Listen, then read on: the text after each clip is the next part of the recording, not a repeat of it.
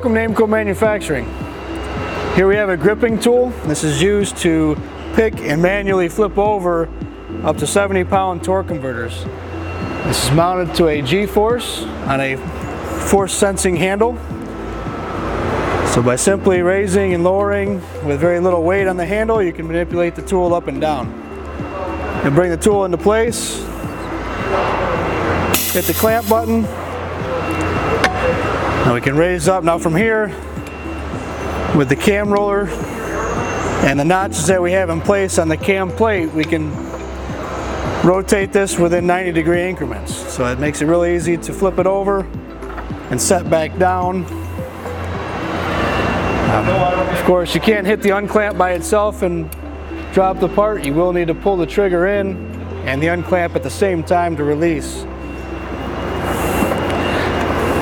So I'll go through and quickly grab the rest of the parts so you can see how the tool reacts.